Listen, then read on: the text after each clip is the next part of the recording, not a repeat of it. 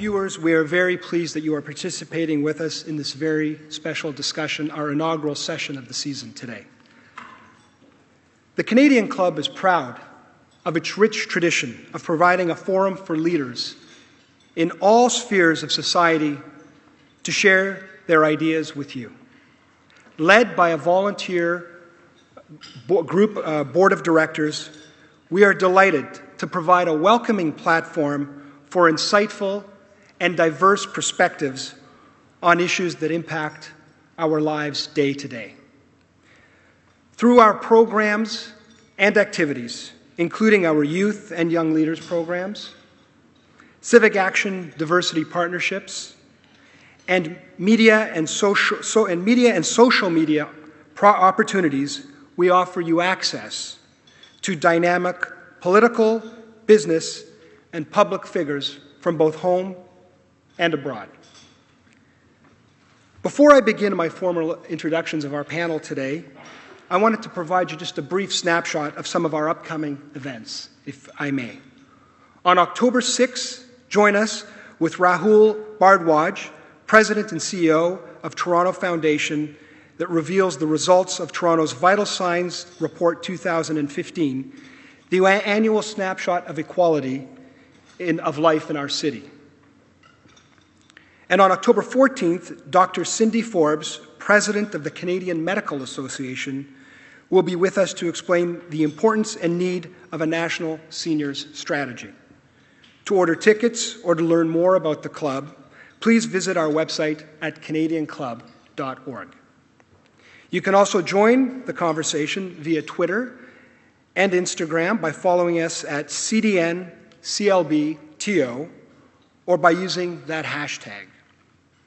I would also like to take the opportunity to express special thanks today to our event sponsor, Rogers Communications, Inc., represented today by Matthew Robach. Matthew, thank you for joining us, and thank Rogers for their support and their generous support of today's event. I would also like to welcome a group of leaders from Civic Action Diversity Fellow Program, sponsored by Borden Ladner Gervais LLP and Blair Franklin Capital Partners. Thank you for joining us today. Honored guests, on your behalf, I am delighted to introduce two incredible leaders who again are here to kick off our 2015-2016 season. 2014 was a very big year for both of them. Today, they're at the top of their game, injecting fresh perspective and ideas at decision-making tables everywhere. Ontario's Associate Finance Minister, the Honourable Mitzi Hunter, held senior management roles in both the private and the public sectors before pursuing a political career in 2013. She has always pursued her passion for developing the city's potential by working to ensure fair and inclusive access to employment and prosperity. Mitzi Hunter is a multi-award-winning volunteer who has served on the boards of TV Ontario and the United Way of Greater Toronto. Also joining us today is Bernadette Whiteman, President of Cisco Canada, one of the world's leading IT companies. Ms. Whiteman has worked in the IT industry for over 25 years and has held senior roles at Cisco for over 15 years. She recently served as general manager for Cisco in countries such as Russia, the Ukraine, and Kazakhstan. And prior to that, she was a Cisco leader in the United Kingdom and Ireland, truly a global leader. She was also named Business Leader of the Year by the organization Women in Science, Engineering and Construction for 3 consecutive years back-to-back, beginning in 2011. Ladies, welcome to the Canadian Club of Toronto. Our panelists will now share their vision for the GTA under the guidance of our moderator and a dynamic leader in her own right, Sev Palvedzian, the CEO of Civic Action. Please welcome them and join me on the stage.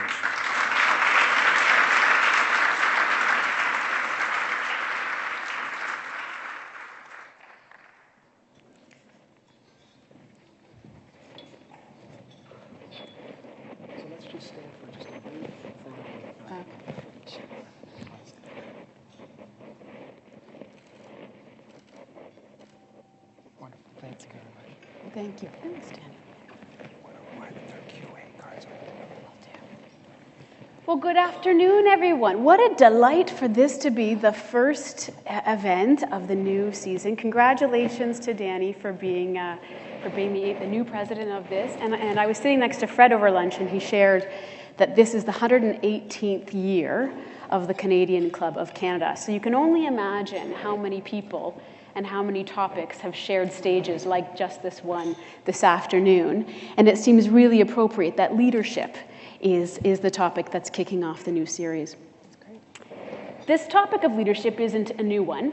In fact, I think it's been since about the 13th century that leaders have been thought about, cultivated, noted. And in those many centuries, it has evolved as a concept and what we've looked for in our leaders of those time. In the leaders on the stage this afternoon, we have the new face of leadership, both in business and in government. And so we're going to have an opportunity to ask questions directly to these women. And I invite you as well to write on some cards on your table, some questions that you'd like me to ask them on your behalf. And Lynn and her team will bring those up to me so we can make sure that we cover a wide array of topics. And just as leadership has evolved in those many hundreds of years, so too has the geographical boundaries by which we evaluate some of these topics. And so we're not going to be speaking just about Toronto this afternoon. We're going to be speaking about the Greater Toronto Area, which represents about 6 million people and which powers about 20% of this country. So no small feat, and I think we're going to get some great uncovered pieces from these two dynamic ladies. The first question I'd like to ask both of you, and we're going to start with Honorable Hunter, and I'm going to try not to call you Mitzi, but we're going to speak. You're going to call me Mitzi. I'm going to call you Mitzi. It's much easier. Thank you. So we're going to start. Thank you. We're going to start with Mitzi on this. But Mitzi, how do you describe 21st century leadership? What does that mean, and what's so different about the 21st century? You know, Sev, as you sort of gave in your opening and you talked about leadership is not a new topic, one of the things that I recognize that the Canadian Club has started their 21st century leadership by having 3 women on the podium, and I think that that's really excellent, and thank you for doing that. I believe that the challenge of leadership is really one of the most significant challenges that we have in the 21st century. I believe that the issues that we face, the complexity of those issues, and that's not just here in the GTHA, but across the province, across the country, across the world, is going to require a new way of leading, and I think that and I think as it should.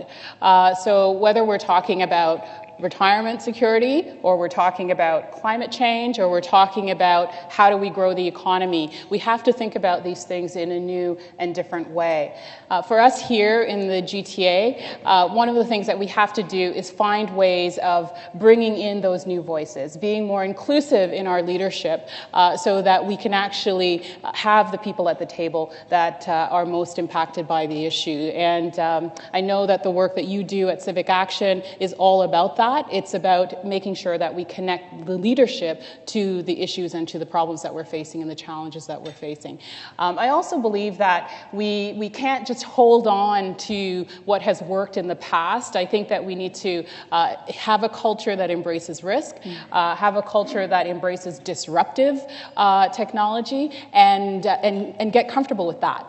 Get comfortable with things that we're perhaps not as familiar with, so that we can prepare this region for leading into the future. Well said, well said. Bernadette, how about you? What does 21st century leadership mean to you? It's actually very similar. Can I just say we've moved on, because I'm not sat in a stool, which as a woman is the worst possible thing that ever happens when you walk onto a stage. So we've definitely moved on. For me, there's 3 big things I know I have to do differently as a leader. First thing is, I have to throw away all the old things from a few years ago. I don't believe in the Superman, Superwoman leader anymore, because I'm not that leader, okay? I don't know everything. So what's really important for me is to build the team that Mitzi just talked about that actually can give me those different perspectives and can help me really think through, and us together as a team, really think through what we have to do. And that needs to be not only internally, that's got to be externally. So these events where you network are so important. The second thing is I have to be able to see around corners. So you can't wait for things to happen. All of these diversity of teams and networks you build, they've got to inform your solutions. And you've got to start looking ahead. We have to have the crystal ball. And I think that's a really important piece. And then the third thing is courage. Because once you've got a diverse team, once you're looking around those corners, how do you actually then take action? It's one thing to talk about it. It's quite another thing to actually take the action and the steps you need to take as a leader. I think that for me, I've had quite a global career. I think that's helped me actually, because that kind of stamina to work in those different countries has actually helped me get much clearer about how to make those decisions and how to bring the team with me. So no more Superman, Superwoman. We need every single person in our team and externally to be successful, and then we can all be successful. Mm-hmm. Well said. So we're not changing in phone booths, which is also a good thing. When we think about some of those skills, I like the point that you just raised, Bernadette, around courage, and that to me fits under the character bucket of who we are and how we are as people. What are some of the skills that you look for as you build your team, that you expect to see in that next generation of leadership that may have been there before, but may not have been there in such an acute a manner as it now requires us to be in current days? I thought you were going to continue on. I love the theme of courage. I think it's so important, and I know that for me, having transitioned across business into public sector, now into government, one of the things that I recognize being inside of government is that we need to do things bolder. So if you're a business and you're embarking on a strategy, make it bolder. Have that courage to rally your team and to really expand that vision. Same thing for NGOs. You know, we can't have enough solutions that you can come up with. Your voice is critical at the table, and I would say also governments has a role as well. So I really like that idea of courage, and courage to lead, courage to face the challenge, to face the problems, to test new ideas.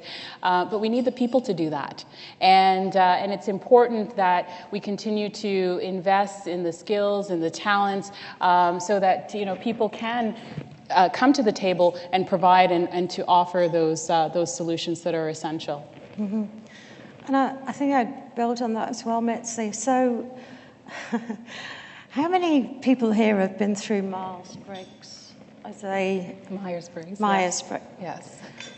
So I don't believe that if I'm rated as 60 on a thinking scale, that makes me 40 on a feeling scale. I just don't believe it, okay? So I think some of those programs and some of those things we've done in the past, they're not going to work in the future to build that next level of leadership that Mitzi's talking about. I mean, I'm in a very privileged position. I work with a fabulous team. We have a great human resources department here in Canada, particularly. And I'm in a global company, which gives me opportunities to move around. It also gives me opportunities to recruit and bring people from outside of Canada, or in fact from any different country across the globe. I feel here in Canada, the whole team has actually grown because of a few different things we've done. First of all, we have addressed the diversity here in Canada. We now have 40% of the leadership team in Canada, my team, are female. That's not because they're female. That's because they're damn good at what they do. And they bring a different, fresh perspective. We also have promoted some lower grades into the leadership team because I need to hear everybody's voice here in Canada. The third thing we've done actually it's going to take a while, and I need feedback and help.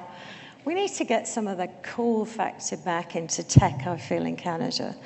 I think it had got a little bit hierarchical. I normally wear jeans, by the way, and a jacket. Put the dress on today. But actually, we had 30 interns with us in summer. The whole team grew because of those 30 interns. The energy, the diversity of thought, the crazy ideas they had, which didn't turn out to be that crazy, by the way, was just immense for us. So I think as a business person and as a large company here in Canada, we're going to do more of that. And we're going to do more of it every single summer. We're going to bring people in, but we're going to watch those people as they go through the system, and we're going to hire them. That doesn't mean I don't believe in experience, because I do, but it's the magic happens when you get the blend. And I think that's what we need. To your point, Mitzi, this whole collaboration piece of everyone coming together. So let's pick up that point of collaboration, and I'm going to give a question specifically for Mitzi. So we're living in an era of the constant fishbowl, and as an elected official, you will see this bigger and bolder than anyone else probably in the room. So at a point in time where our elected officials have never been more watched, more judged, more commented on, how do we build those teams? How do we succession plan so that some of the young people that sit in this room, who may one day choose to see their name on a ballot, what does the government process need to do more of or less of to recruit leadership of tomorrow? And what might be some of those attributes that elected officials need to be prepared to have and weather as they enter a new era of service in the 24-hour news cycle and through the public fishbowl that is elected office? Yeah. You know, when I was first starting out my career, I was in tech. I worked as the head of an incubator for the sector. And my office was glass all the way around, 360 degrees. So I do know what it is to work in a fishbowl, almost literally. But figuratively, in terms of the constant scrutiny that we have as, and not just as political leaders, but I would say as leaders in general. You know, we are in the era of social media, 24-hour news cycles, and sometimes the headline doesn't really tell the full story. But as it relates to attracting new leaders, young leaders into this political space, I believe that it's about giving them voice, not unlike what Bernadette talked about with the interns, where you were listened to and you actually were in a position to make a difference at the table.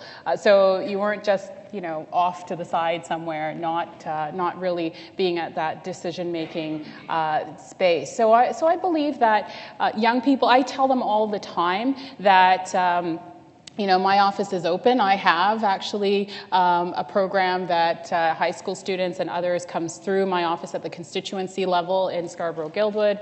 At the ministry level, we have to ensure that, well, you know, many of the people that are writing policy and really driving that agenda are younger leaders. So I think that giving them meaningful opportunities is very important, and ensuring that they have a space at the decision-making table. When it comes to taking that step, having the courage to put your name on a ballot, that's actually, you know, where the rubber hits the road. You know, you have to really be prepared for that. I think it's important that you come with some experience. I know for me personally, the experience that I had at Civic Action or working at Goodwill or Toronto Community Housing, being in environments where I had to experience and test my leadership, assisted me as a candidate, because I was able to relate to the issues that really mattered to my constituency, and to be able to say, you know, here's a solution that I can offer to you, or a perspective that I can offer to you.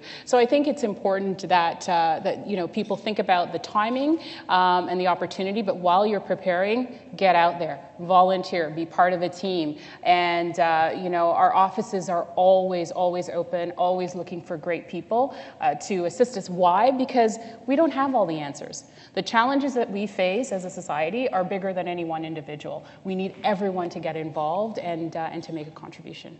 Well said. Thank you.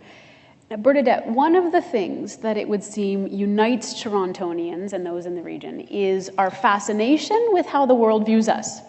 So as someone who has had an extraordinary career outside the 416-905, as well as within it, Ukraine, Russia, Ireland, Kazakhstan, the list goes on, can you share with us, please, your sense of Toronto before you arrived last November and you first got your toe dipped in the pool, and then how that compares with your view of the region now that you're working here with that experience? Okay, disclaimer, I'm not a politician. You know what, I'd only been to Canada once before I actually moved here to live and work.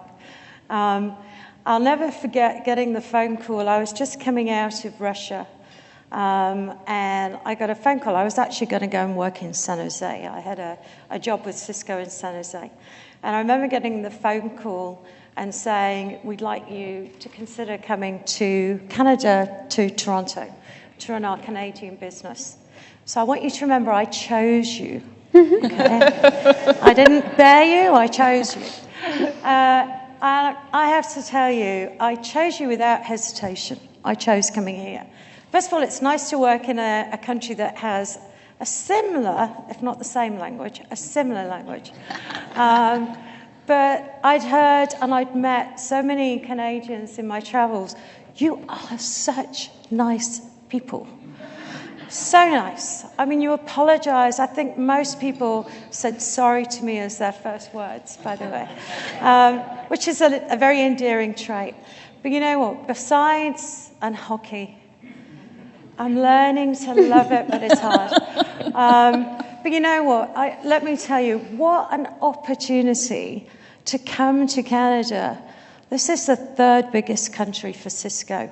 Punch well above our weight. I think in terms of GDP, this country is number 11 or 12. In terms of headcount, it's 34, 35 in the world. And yet we ran at number 3 for Cisco globally. And that's because of you.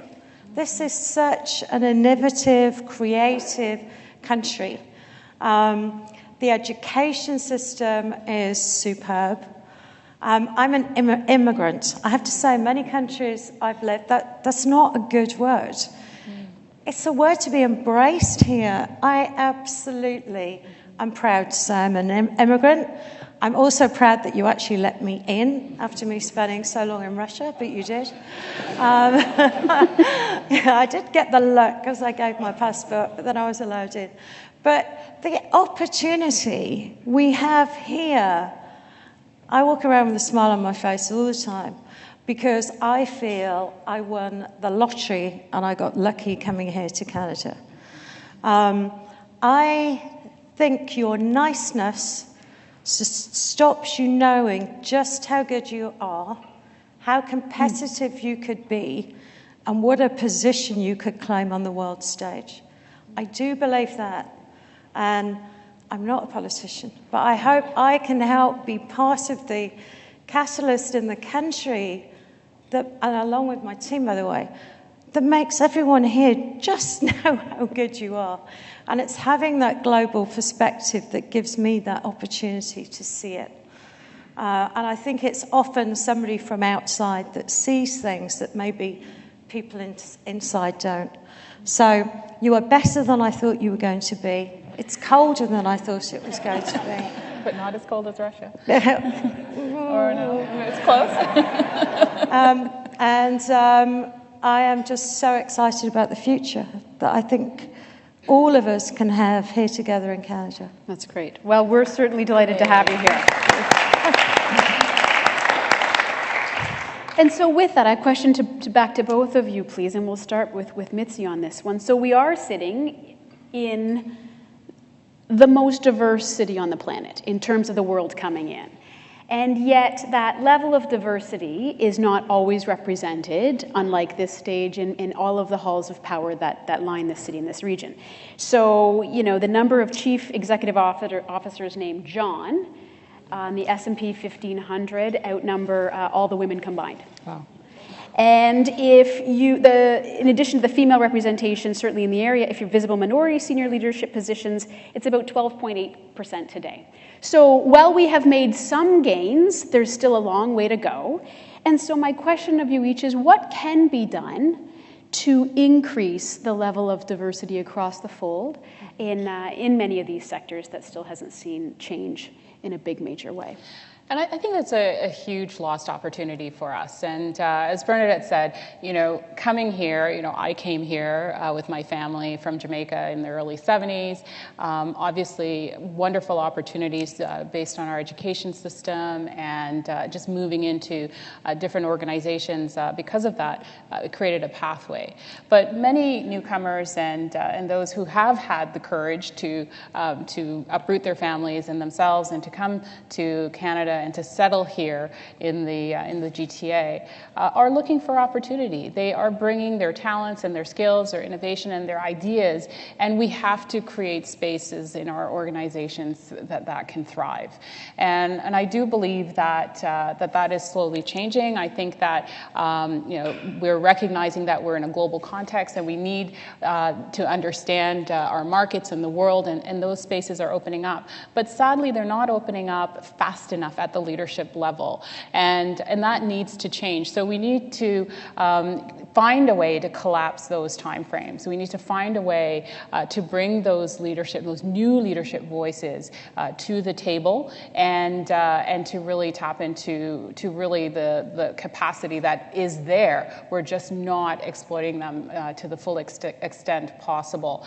So whether that's creating leadership programs across organizations so people get broad-based experience, they have to have the opportunity to practice leadership and to actually take on challenging projects and challenging ideas with the support of senior leadership. So senior leadership needs to sort of look around at themselves, at the tables in which they're creating, and saying, do I have all the voices at the table? Am I reflective of my customer base, of my market, and do something about it, and promote those leaders? They have the skills, they have the talent, they have the capacity, they can serve on boards, serve in the C-suite level. It's just a matter of opening the door for them to be invited to the table. And I think it's time that we do that. As we look out, I represent one of the most diverse ridings in Canada. Over half of the people who live in Scarborough-Guildwood have diverse backgrounds, have come from elsewhere. And increasingly, when we look at the future, that is what we're going to see, is a very, very diverse communities, very, very diverse marketplaces, and our leadership and our decision-making table must reflect that. So it's part of our economic imperative that we do that. Thank you. I suppose I'm in a fortunate position because I can choose my leadership team. So when I arrived in Canada, as any new leader would, we made quite a lot of changes. So therefore, I was able to have a very direct impact on the diversity of the team. I'm going to talk about female diversity for a moment, if I may. I don't think that's a female issue. I think it's got to be a male issue. It's got to be a shared issue if I think further on that. I actually do think it's going to go away, but it's going to take a while. And the reason I know it's going to go away is my son will never, ever, he doesn't think in that way. And I think the way we're bringing up our children and the next generation will change things. So it won't change it fast enough for the future. So the beauty is that I can take direct action now and move things quicker. But in the future, my son, him and his future wife, expect to have a shared experience. We all know that children they have a better education, they have a better life if they have both parents involved. So it's not about women, it's about the shared experience. And it's not, I brought my son up, he didn't think he was doing me a favour when he washed the pots and pans. We lived together, we shared the experience. And I think that women are bringing up the next generation to be like that. So I think it will go away in the future. But there are things that I personally can do now as a CEO of a company. And it just makes business sense, as Mitzi said. But to do it, you've got to make sure that your whole organisation knows that's the vision. And to get 40% females in my leadership team, we had to look harder. We actually had to look all the way to Kenya. So we bring a lady in from Kenya, happens to be here today, Sabrina, who is not only a female leader coming in with country experience, she's also the youngest director in my team. Sabrina did not get that job because she's a female or because she's, well, similar ages. Both 29. Anyway, but I had to look harder. And we've got to be prepared to look harder. And also, we've got to build from the ground up. And it's not that you build the diversity because you don't want to work, excuse me, gentlemen, but the middle-aged white man. My husband's a middle-aged white man. I love him dearly, by the way, okay? I love his experience. I love everything about him. He's my biggest mentor in life. But the team needs to be mixed. And I have some of those people. I have younger people. In fact, in Cisco, I'm just trying to remember the number. I think we have 87 languages spoken across just over 2,000 employees. I am proud of that. My assistant recently had children in, I think we had 30 or 40 children in, mainly from Sri Lanka, India, Pakistan. And my team could speak 12 different languages to converse with those children. We will, and other businesses like me, whether it's IBM or it's HP or it's Microsoft, we take a really strong and passionate view to this because we know that's our workforce of the future and we care. I mean, we want to be involved as businesses. So working hand in glove with Mitzi and the government is something, and academia, is something really important to any CEO that I've met. And you know, Canada, that's one of the things about you Canadians. Just the way that companies do CSR events and weave them into their employee engagement, it's much stronger here than I've seen in any other country. So I applaud you because your caring society is wonderful and it gives us a great opportunity to build on. But I also think that it's imperative to our growth and our economic growth. So we look at women entering the labor force. That was a key driver. We talk about the demographics around baby boomers. But when we look out into the future, that's the market. That's the market that we have to pay attention to. And in order to really touch that market and make the most of it, we have to have those diverse voices at the leadership level, at the leadership table. And it's not enough just to talk about it. We have to find ways, just as you've described, Bernadette, of actioning it and maybe working a little bit harder to find those great people to invite in and to give that opportunity to. That's great. Can I just say something else? I was reading an article over the weekend that one of my team sent to me. We're opening an innovation centre here in Canada, and therefore we want to bring in small businesses with great ideas. So I was actually reading up on what those entrepreneurs look like in Canada. And a couple of facts now, they're observations because I haven't verified them, but I think it was a Globe and Mail article, but 75% of all small businesses are started by females. Now, when you think about the economy of small business in Canada, it's huge.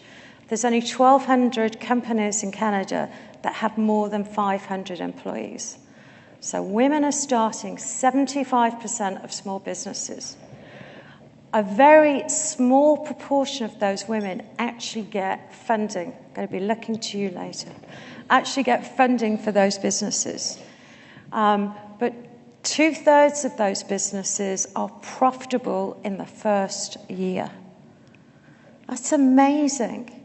And if we funded those women in those businesses the way that we fund men, the prediction is we could have 6 million new jobs in North America in the next 5 years.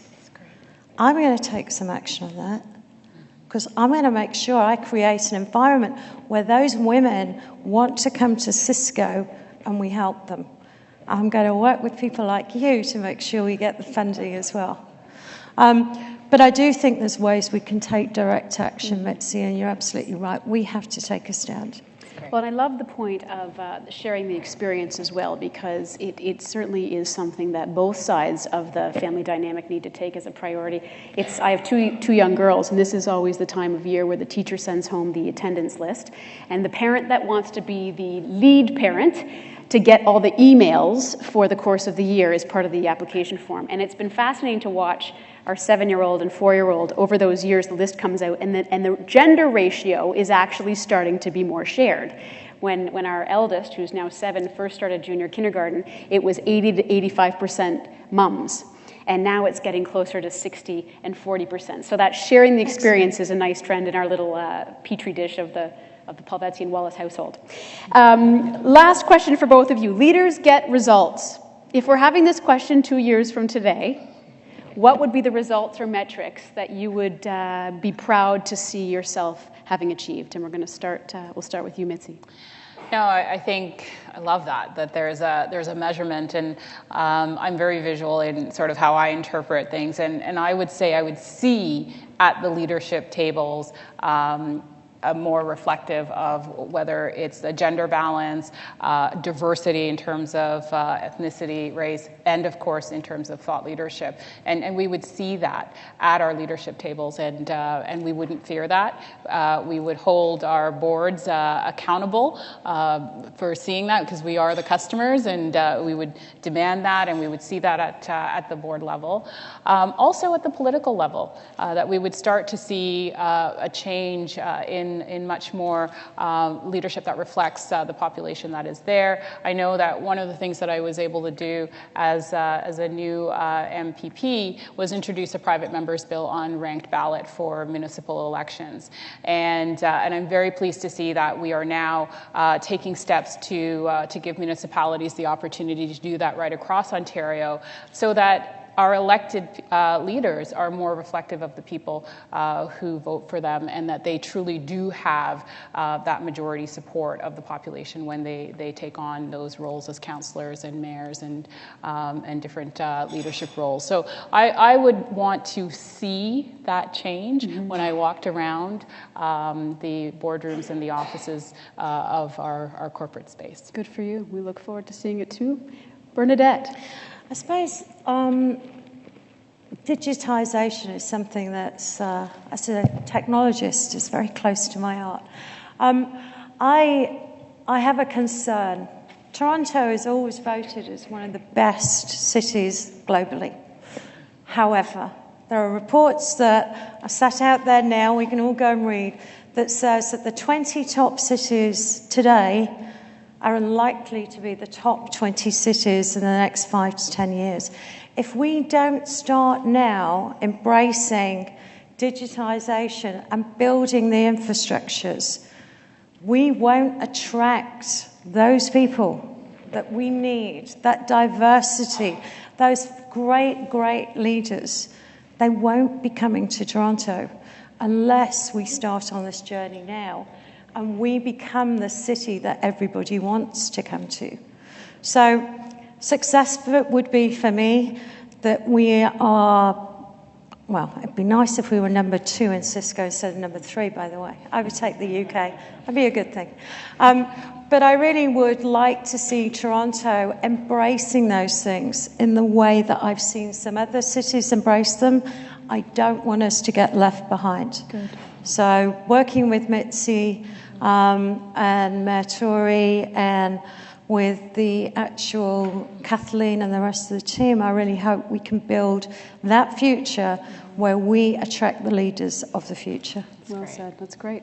Ladies and gentlemen, let's give it a round of applause. Wonderful afternoon. This is our future of leadership, and the future looks bright. Thank you very much. Thank you. Thank you. Good afternoon. My name is Fred Mifflin, and I am a director of the Canadian Club. I want to extend my sincere thanks to today's panelists for sharing their ideas and insights about the future of leadership in the GTA. Minister, Ontarians are closely following the Provincial Retirement Pension Plan initiative that you head.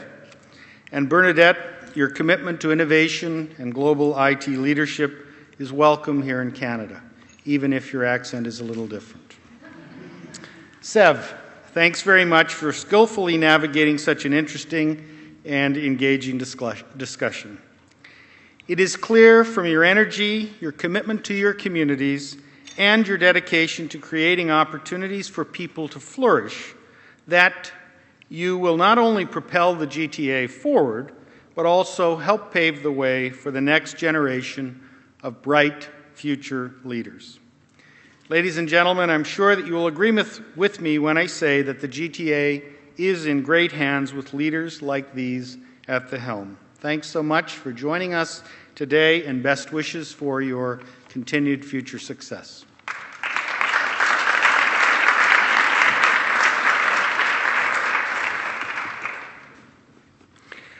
I would like to echo Fred's comments. And earlier on, we talked about the mission of the club, which was to provide an open and diverse platform to talk about things that matter to us today. And I think today, these leaders showed us that the progress that we're going to see is going to be purposeful because we have people with vision, people that have courage and boldness that will help us and guide us through those things that matter in our daily lives. Thank you again.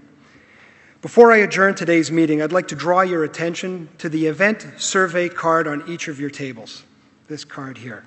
The Canadian Club is always looking for ways to improve our experience, so please take a minute to share your thoughts with us, including whether you've enjoyed our new shortened luncheon formats. We very much appreciate your ideas. This concludes our program today, which will be broadcast on Rogers TV in the days to come. We'd like to thank MediaEvents.ca, Canada's online event space, and the VVC for live streaming of today's events. We are also grateful to Rogers TV and 680 News for their continuing promotion of the Canadian Club events, and also for Rogers Communications Inc. for its generous sponsorship of today's event. And to learn more about the club, please visit us at www.canadianclub.org. Thank you all for joining us today. This meeting is now adjourned.